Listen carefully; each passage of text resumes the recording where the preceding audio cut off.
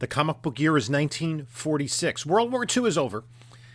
Not a lot of new superhero characters being created, so a lot of this is driven by some female character first appearances, and also a lot by classic cover artists of the Golden Age. Let's see what made the top 10 and a lot of other books, the best books by publisher, on the CGC list for 1946, up next on this video from Bronzeville Comics.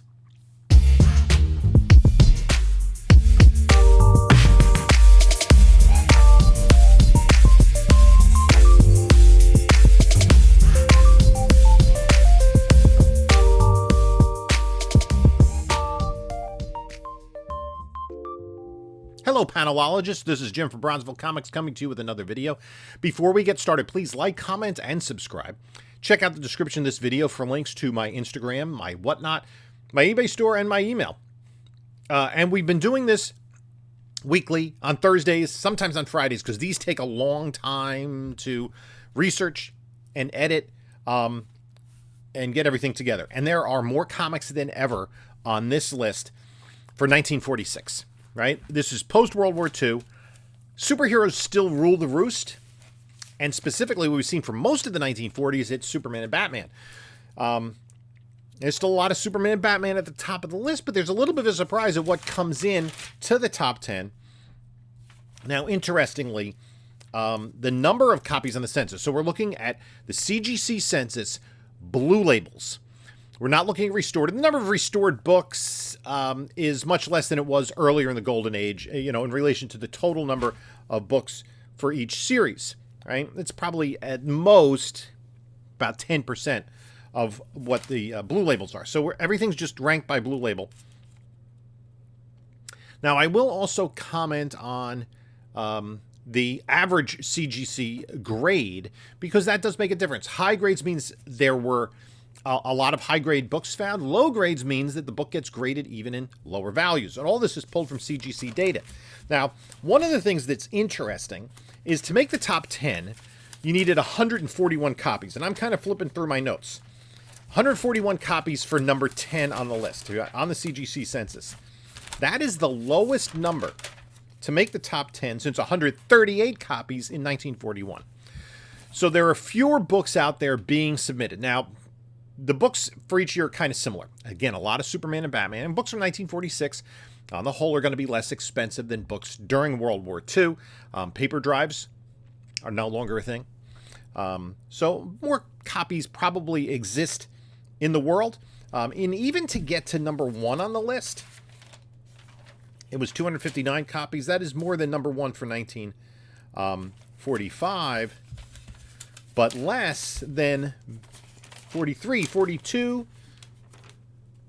or 43 and 44, and 41.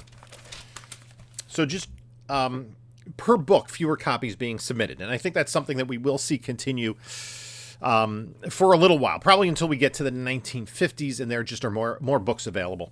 Also, we have not yet really seen romance books, war books as a large part of the hobby, and certainly not pre-code horror.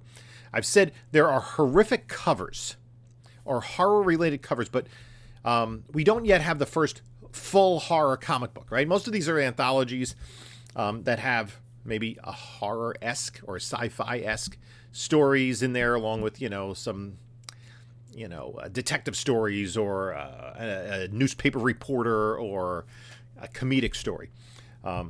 So let's look at the top 10, and we're going to talk about each book and the total number of copies on the CGC census and blue label. And coming in at number 10, 10th on the list is Superman, number 39. It is a Jack Burnley cover, and this is a little bit of a campy cover where Superman is hiding behind the radio. This is not a television. Televisions were not at all common in 1946. I'm pretty sure it's not, because they can't see anything. They're just listening to the Adventures of Superman. Adventures of Superman TV series didn't come about until I think it was 1952. 141 copies of this book on the census. At number 9 is another Superman book, another campy cover where he's blowing out an old lady's birthday candles as a cat watches. This is Superman number 43. and a Wayne Boring and Stan K cover. This has 151 copies on the census. Coming in at number 8, Superman getting a haircut and reading a Batman comic book. This is a cover by Wayne Boring and Stan K. There are 160 copies on the census. Again, all of these Superman covers, the war themes are over, and I think they were struggling to figure out what was going to appeal to their audience. Let me move over so you can unfortunately see me. Let's go to number 7 on the list, and it is Batman. Batman number 35. In this issue, Dick Grayson author. This is a Dick Sprang cover. No villains on the cover, and we do have a little bit of Batman in action. 167 copies on the census.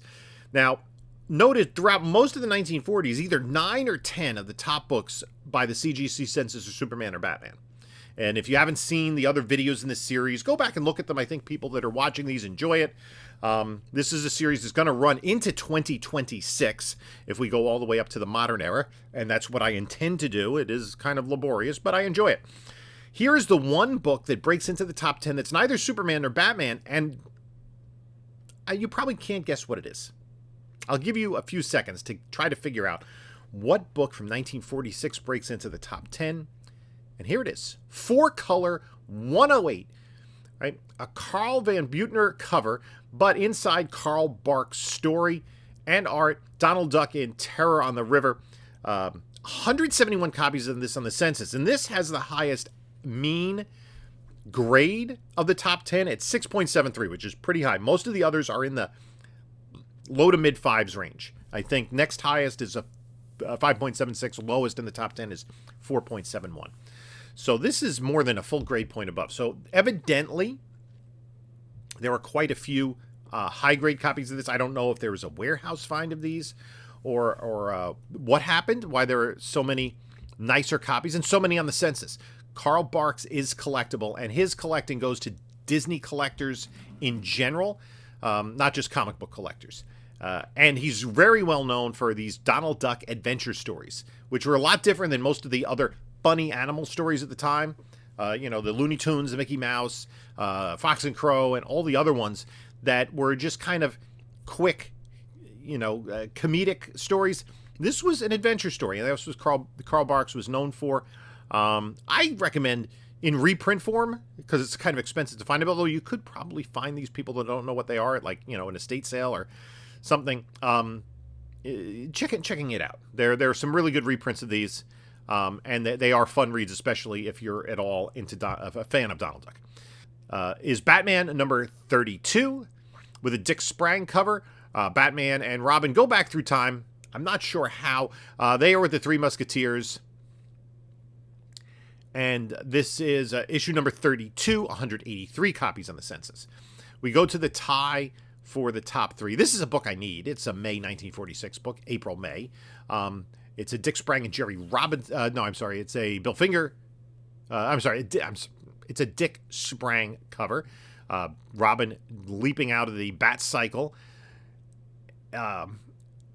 And there are 195 copies of this on the census, which is the same number as Batman 33, which I think is a little more popular cover, especially this time of year. It's a Christmas cover with a cover by Dick Sprang.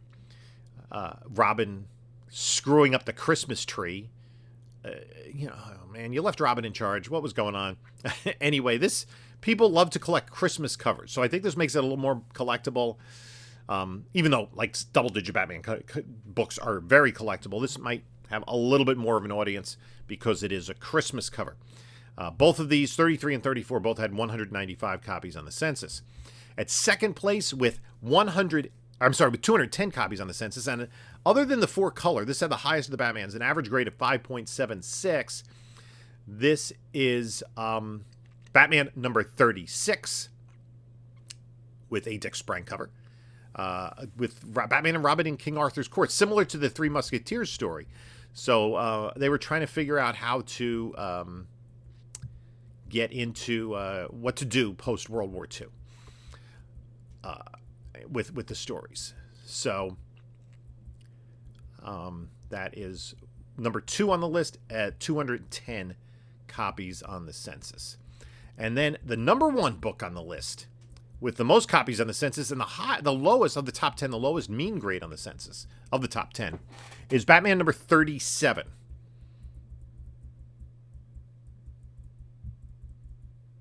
With a Joker cover. Joker covers are more collectible than non-Joker covers of any era of Batman, especially in the golden age of the 40s into the 50s, even the Silver Age.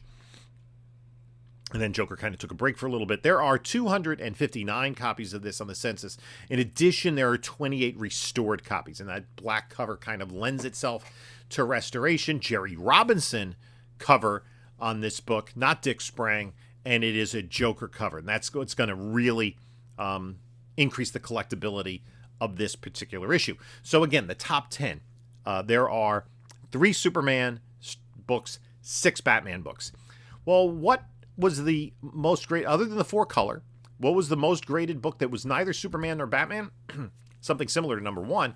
It's Detective Comics 109 with a Jack Burnley cover with Joker on the cover. Again, Joker covers are going to be popular. Detective Comics, probably after Superman and Batman, the most collectible series or most collected series of this time in terms of the availability of books, the supply of books, and also there is a similar demand for these books. So there are 140 copies of this on the census. What non-superhero book? Who's the number 1 superhero that's not Superman or Batman?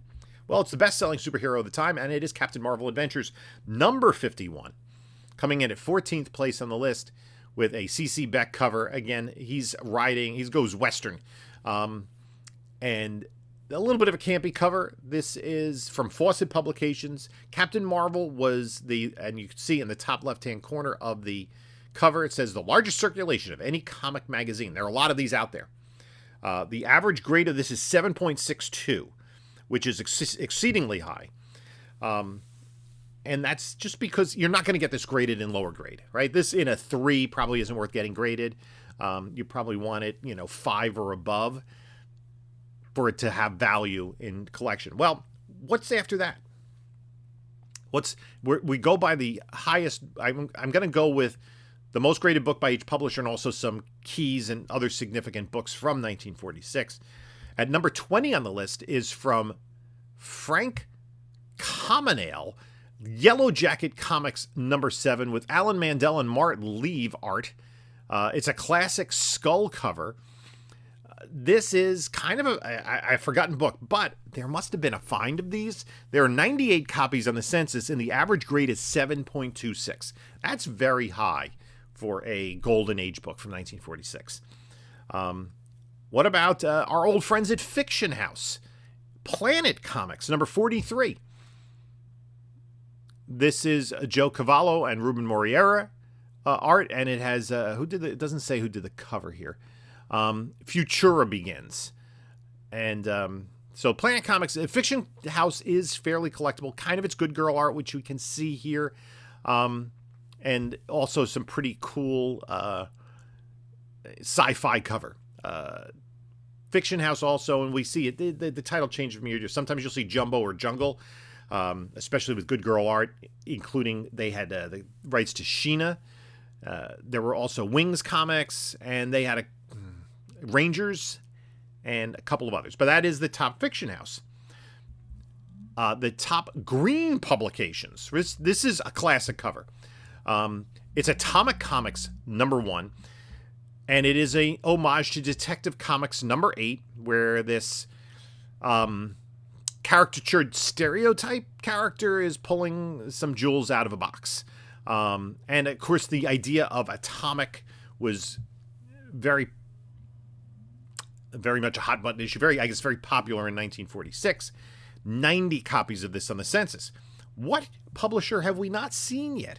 We're all the way to, this is 26 on the list. We have to go to number 30 on the list for the top timely book of 1936.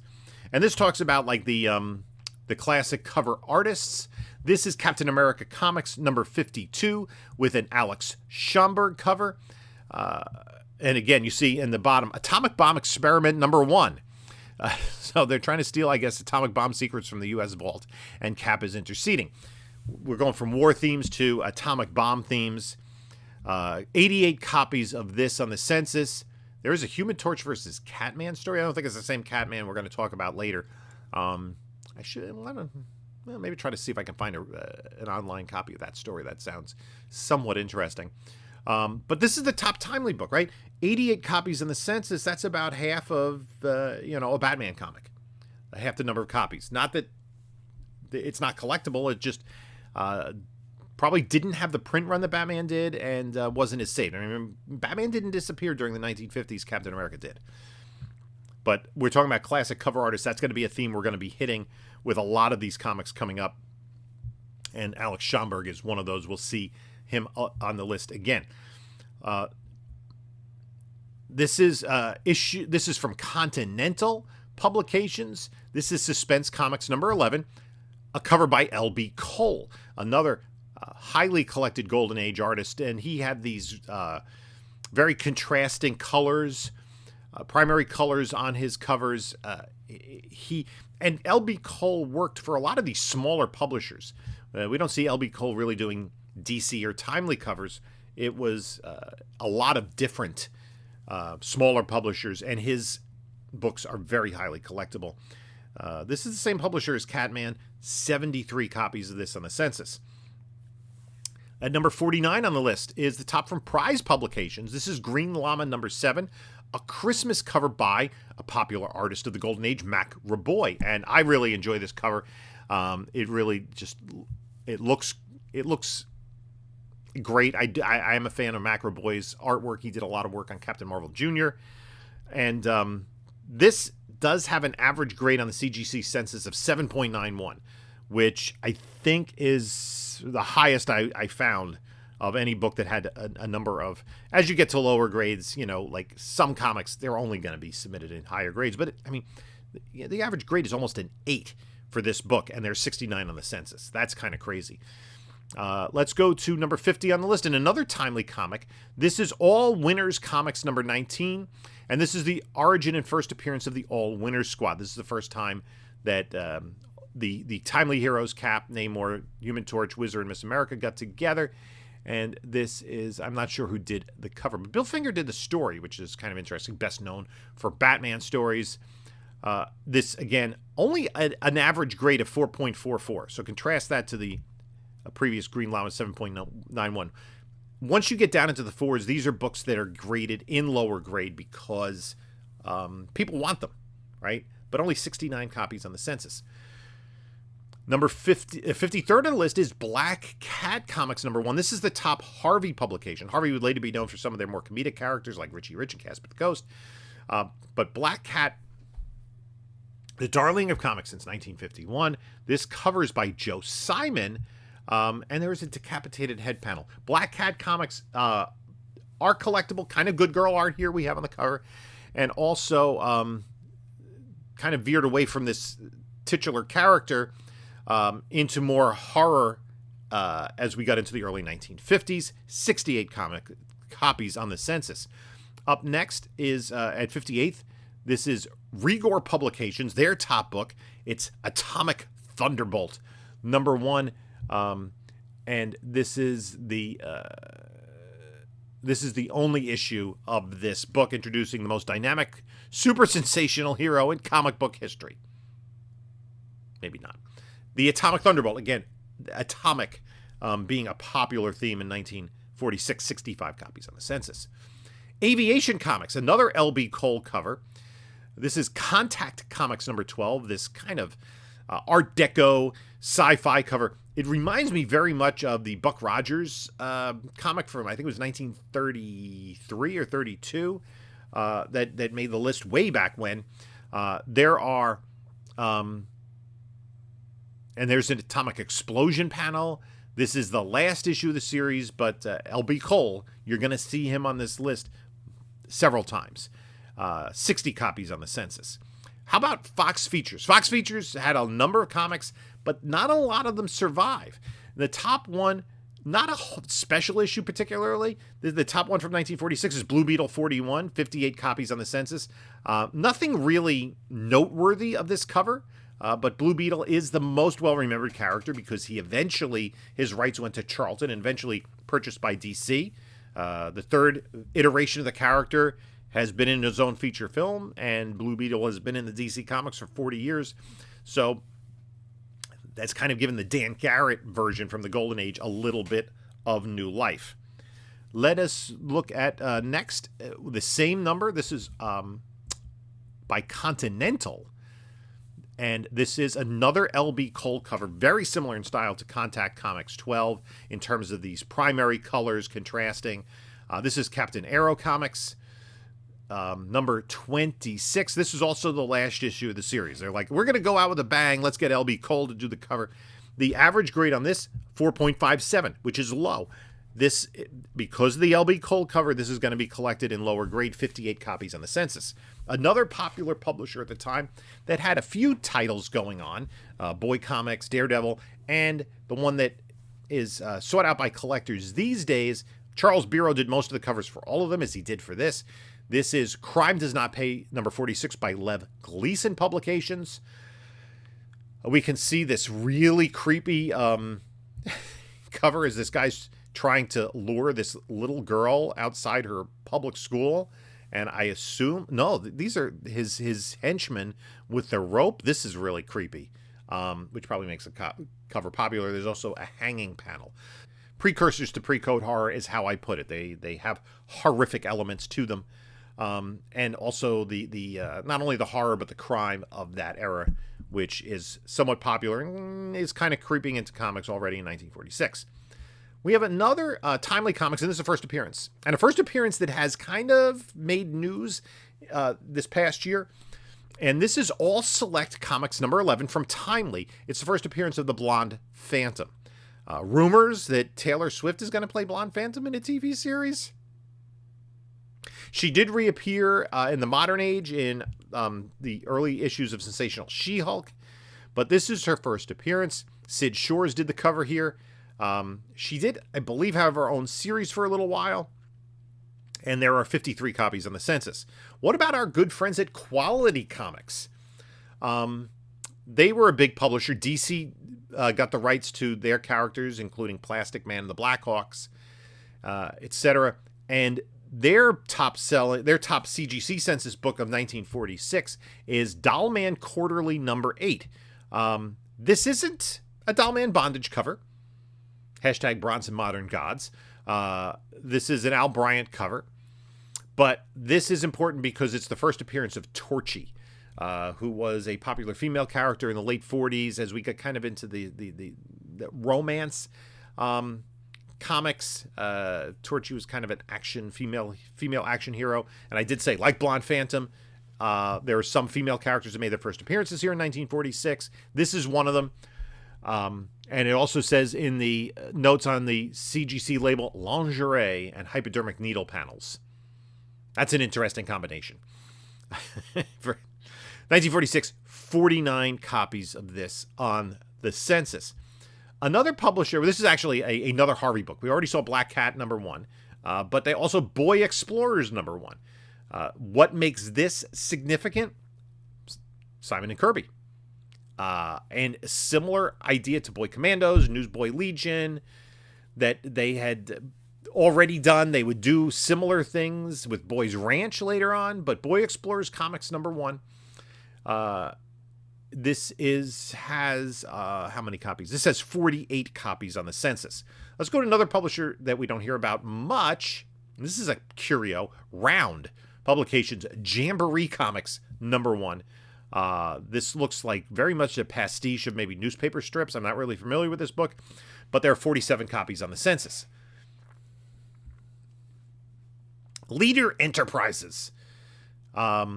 Their top CGC Census comic for 1946 at 116th on the list is Clairvoyant number 2. This is a Jack Kamen cover. Jack Kamen was a renowned artist during the pre-code horror era mostly, so some of his covers are sought out, and you do get the good girl art with the red dress clairvoyant. This was a newspaper strip character who had lost her memory and takes on the identity of clairvoyant. She later on figures out who she is, but there's a guy being shot right behind her, and I'm not exactly sure what's going on in the story, but Clairvoyant number 2 had 46 copies on the census.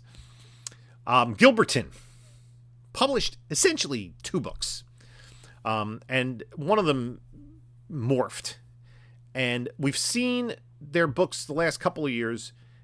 They were publishing this time Classics Comics. Later it became Classics Illustrated, and this is Classic Comics number 32. This is their top CGC book of the year of Lorna Doone.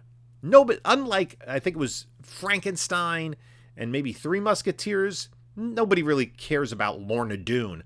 But Golden Age cover, this is a Matt Baker cover, and he did the interior art. So the Matt Baker aspect makes this a collectible book. Even with that, just 45 copies on the census. Classics Illustrated, they also published Classics Illustrated Junior. There were a ton of these, and there were a whole bunch of reprints. This one says original edition. There's a whole thing to go to what's called the HRN number, where you look on the back cover and see they have all the previous books you can get from them. And, you'll see what the latest book they have on there. That's the HRN number, and that's how you distinguish the first edition from later editions of these classic comics / Classics Illustrated. How about a number 1 book from Timely?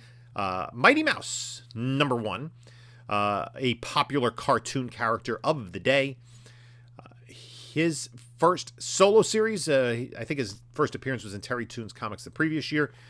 This is from Timely. 44 copies on the census, 124th on the list. Now, next is another very small publisher, and that is Universal Phoenix Features, but classic artist. This is 7 Seas Comics number 1 with Matt Baker art, not a Matt Baker cover. And there were other 7 Seas that Matt Baker's did that are very sought after by collectors. So interesting. I guess that does not look like Matt Baker. It says Matt Baker art on the label. I'm going to assume he did interior art, not the cover.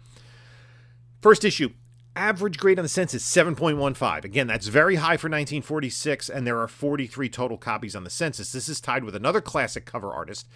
The top book from Nidor Publications in 1946, which is America's Best Comics number 18, an Alex Schomburg cover, where you have these hooded characters, much like Suspense Comics, and this bondage cover where they're about to get this woman with the branding iron, and the Black Terror, Doc Strange, and the Fighting Yank are all trying to prevent that. But and also Pyroman's in this issue, but he's not on the cover.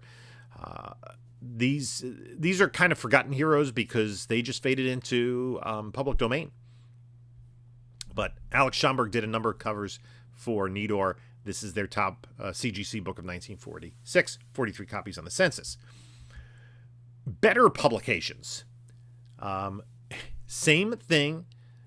This is Wonder Man in Wonder Comics number 9, an Alex Schomburg cover. This is, got the woman with the ray gun and these dinosaur kind of lizard men, and you got, I guess that's Wonder Man on the cover.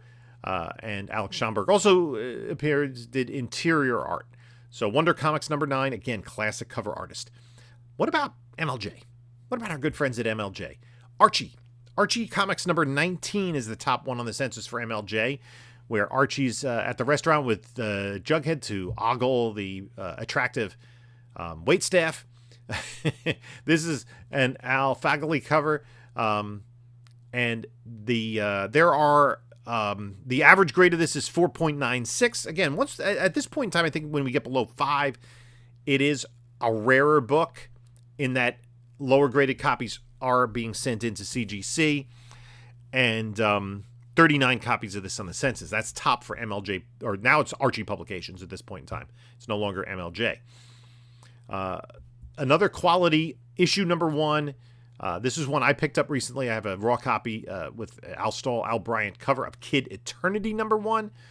Some of his covers were done by, especially in Hit Comics, were done by Macroboy. Not this one. This is his first his own title. He did later go over to DC because when they bought out the Quality Comics Heroes, he did have a mini series and a long-running Vertigo series where they completely reimagined the character. But Kid Eternity #1, 38 copies on the Census. What about prize publications? Here we have Frankenstein #2 with 34 copies on the Census. At this point, Frankenstein was more comedic. Dick Bryler cover here. Frankenstein just looking goofy. It did kind of morph more into pre-code horror, but that was later on, not here. This is a sought-after series, Frankenstein. This is issue #2, 34 copies on the Census, which ties it with Top for Continental, Catman Comics #32, another LB Cole cover, and you can see the bold use of primary colors, especially in the fish swimming by, an underwater scene with Catman and Kitten down there. A mean grade of just 4.68. Catman is a very collectible series, especially since a lot of the covers done by LB Cole. There are 34 copies on the Census. This is an interesting one that I found next for a couple of reasons. This is the top book from EC Comics. It is Land of the Lost Comics #1. Nothing to do with Marshall, Will, and Holly. An Olive Bailey cover here. This is the first comic book appearance of Isabel, Billy, and Red Lantern, based on a Mutual radio series.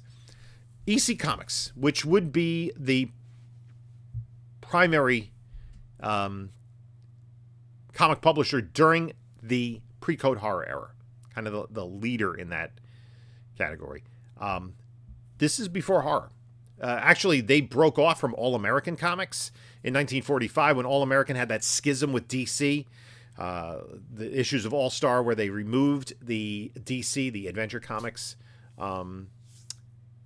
superheroes, and replaced them with some other All American like Mr. Terrific and Wildcat. Eventually, DC and All American made amends and became the DC Comics we know today.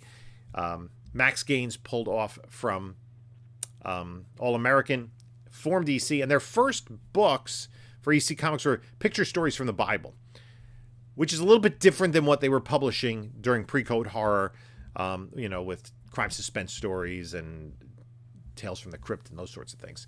So this is the top EC book from 1946, Land of the Lost Comics, and a lot different than what we will see from EC in just a few years. And I think it's going to be kind of interesting. I haven't done the research yet for the following year, right? I do that kind of week by week. Be interesting to see the evolution of the top EC title for each year, and how the market changes for EC and how we how they move up the list, because the EC Comics of the 50s are a lot more collectible than Land of Lost Comics #1. Okay, let's go to another classic cover. This does not have an attribute to it. I don't think this is a classic cover artist, but it is a bondage cover in a popular series and the top book from Harry A. Chesler Publications, Punch Comics #18, 32 copies on the Census, which ties it with the top book from Ace Periodicals, which is Super Mystery Comics Volume 6, #3, which is a torture cover, where you have this guy with the mask and the woman with kind of this paper cutter guillotine thing, and she's all trussed up, and it's gonna decapitate her head and her hands, and this guy's trying to stop it, and you got the guy in the tortured thing back here. There's a severed head. This is really a wild cover. This, again, is this pre-code horror? I don't know. Let me know in the comments what you think the distinction of when pre-code horror started. I'm not a pre-code horror expert, but there are 32 copies of this on the Census. A very, I won't say popular series, but a series you see, because I think these books were plentiful. These are much like Classics Illustrated. They were more educational, so I bet that parents bought them. Here, this is a comic book you should read instead of reading Superman. Read about True Comics. This is True Comics #55, 30 copies on the Census, and this is significant because it's the first appearance of Sad Sack. I did have a copy of this raw that I did not submit. It was like a 1.5 or something. It was a low-grade copy. where it's like a half-page little comic strip of Sad Sack. 30 copies on the Census. Next up is another Harry A. Chesler book, and I wanted to highlight this because this is something I want. And it's a classic cover by Gus Rica. This is Dynamic Comics number 18. There are 29 copies on the Census. And I also, that tied, and I'm not quite sure why I put this up there. This is Stan K cover. This is Adventure Comics 109. I don't believe this is the first Superboy title. I think he came over a little bit earlier. But just kind of shows you, like, there are only 29 copies of this on the Census. Again, this is not a book that is as sought after as Superman or Batman titles. But let's go to the next book, and we've already seen a similar one. And this is from Pentagon Publications, which is a different publisher than issue number 2. This has no number, but is considered issue number 1. It's a George O. Mewfield cover of Clairvoyant. No number, or Clairvoyant number 1. It's very cartoony cover, I think, but you do have her kind of in her nightwear, like I guess a lingerie and underwear. Maybe that makes it popular. 28 copies on the Census. So we're really like low census counts for some of these books from big publishers. I'm going to go through a lot of these. I'm going to try to go through these a little more quickly because there are a bunch of them. Up next, with 27 copies on the Census, is Blackstone Master Magician Comics number 1. AC Stoner cover. I guess a number 1. This is the top book from Vital Publications. There are 27 copies on the Census. At 330th, there's a 3-way tie. Feature book number 48, which is an adaptation of the Maltese Falcon. The Dashiell Hammett novel, of course, made into the classic film by John Huston a few years prior to this. 23 copies on the Census. This is the top book from David McKay Publishing. Mostly he did newspaper reprints for like Ace Comics and King Comics and things like that. It's tied with this classic cover from Famous Fantastic Mysteries number 41, which is a Lawrence Stevens cover and art of a Bram Stoker story. It's a classic. I think this is a pulp. I'm not sure. It looks like a pulp. I'm not sure if that's a comic book or not. This is from Popular. Again, August 1946. And those are both tied with the top one from Eastern, which is Famous Funnies number 149, a Stephen Douglas cover. Very much a cartoony book. 23 copies on the Census. The next set of books that all have the same number of copies on the Census. This is from Interfaith. Joe Kubert art. I don't think he did the cover, but this is a weird cover for Challenger number 2. I'm going to assume, I don't know a lot about it, that Interfaith was a religious publication. Seems like it is, right? And they're fighting off fear and hate as these little goblins. What's interesting about this cover for 1946 is you have 3 human characters featured on the cover, and apparently one is white, one is black, and one is Asian. That is an interesting book that I don't really know anything about. That has the same number of copies as Picture News number 1 from Lafayette Street Corporation. This has Simon and Kirby Simon and Kirby art inside. A bunch of different stories. This is volume 1, number 1. Will the atom blow the world apart? And you can see like a skyscraper being toppled. Unhappy Barbara Hutton. She was an actress. Hoagie Carmichael. So this seems more George Bernard Shaw Wars. It's likely if we don't watch our step. So yeah, again, not a lot that I know about this. And then there's Medal of Honor comics by A.S. Curtis.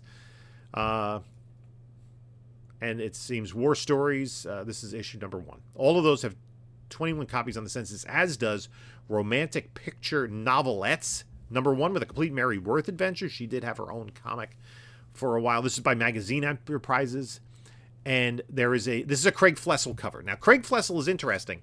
And Keston's Old School Comics, he just recently did a video about Craig Flessel.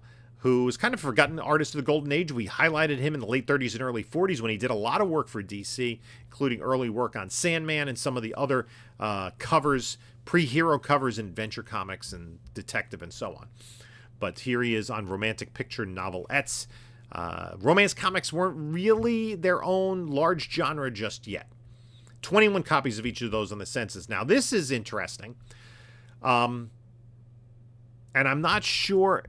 It looks like this is a comic book or a magazine. It's not. I can see staples on it, and it has an early cert number, so it's not a pulp. It looks like it's maybe it's a little bit larger than a comic. This is True Sport Picture Stories, Volume 3, Number 10. An average CGC grade of 4.33. Murder at the World Series with this, kind of ghost skeleton in the background. The true personal exciting story of Captain Tom Hamilton, the new Navy coach. I think that's different than the Murder in the World Series. Pro football's newest baby, the Brooklyn Dodgers. This year, Don Dopey Dillick pitched in the World Series. A murder stalked the diamond. That's the lead story.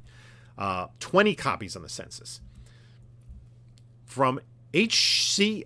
Blackerby, with a Louis Firstad cover, is Sharp Comics number 2. This kind of half animal character attacking this woman. That has the same number of copies as Spook Comics number 1. Meet Mr. Lucifer with John Giunta cover. Both of those have 18 copies on the Census. That's from Star Publications. We go to McCombs. Again, a lot of these publishers I haven't heard from. Crown Comics number 7. This is Matt Baker cover and art. So you can see kind of the good girl. She's here in this racing jumpsuit with some features prominently highlighted by Mr. Baker. Crown Comics number 7, 17 copies on the Census. Now we go to a publisher that's fairly well known, but it's way down on the list. I mean, we're now down at 496th on the list. This is from Hillman Periodicals, #3MIB. Airboy Comics, Volume 3, Number 9. This is not his first appearance, but it's the origin, retold, and the first time he gets his own feature is the Heap, the original swamp monster. The Heap, much similar to Swamp Thing and Man Thing, was a shambling swamp bog monster that, somehow ended up in airplanes or airplane adventures with Airboy. It's been a while since I read the Airboy stories. Fred Kita cover. Airboy Comics was really, at this point, their biggest seller by far and most well remembered, and is, I think, boosted a little bit by the series that Eclipse did in the 1980s. We're getting down there. There are 16 copies of this on the Census. OW Comics. Also, John Giunta cover of Mad Hatter number 1, with a gorilla getting this human mask pulled off him by this hero. It's a new kind of comic book. 14 copies on the Census. How about Street and Smith Publications? This has a Charles Cole cover of Shadow Comics, Volume 5, Number 10. This Shadow was a radio and pulp character that started in the 1930s and has been around in and out of comic book form and other form for decades. 13 copies on the Census. Up next where is it? From United Feature Syndicate, Sparkler Comics number 53 with this Tarzan cover. That has the same number of copies as Captain Wizard Comics number 1. I think we had already seen Rural Home, but I'm not sure. Only issue. Jack Alderman art. Captain Wizard. A lot of these really small publishers were trying to find their niche by establishing new costumed adventurers. Didn't really work out that well for them. And Rudolph the Red-Nosed Reindeer number 1 from Montgomery Ward. This is the first, I think, story adaptation of Rudolph the Red-Nosed Reindeer. It was a promotional given out by the department store Montgomery Ward. And there are a couple different printings of this. This is the 1946 one that has a 4-motor plane on page 9. There's a subtle distinction. I know Ricky from All Sorts of Words had done a feature on this book. That and Captain Wizard, 12 copies on the Census. And the last one, a series that I see that nobody wants. It's Treasure Chest number 1 from George A. Flom. This is 32 pages in full color of fun and facts. This is the first issue, God's Gift is Lent. So obviously Treasure Chest, I didn't realize it was religiously affiliated. There are 11 copies on the census. So that's going to do it for the CGC census from 1946. There are an awful lot of books on here, an awful lot of different publishers. And at this point in time, you know, they're trying to figure out their way as to how to sell comics post-World War II. You know, superhero interest was waning, but they still maintain a stronghold at the top of the list. We'll see if that changes at all in 1947. Even though interest may have been waning at the time in superheroes, the interest in Superman and Batman still remains strong to this day, and that's why people collect that over, I don't know, Sparkler Comics or Captain Wizard. But we could see a lot of the classic, the Schomburgs, the Bakers, the L.B. Coles. Those covers are sought after. And I think we're going to see that continue over the next several years. So anyway, that's a lot to dive into. I'd like to thank you for stopping by. You can take a look at a couple of my other videos here. And this is Jim saying until next time, enjoy your comics.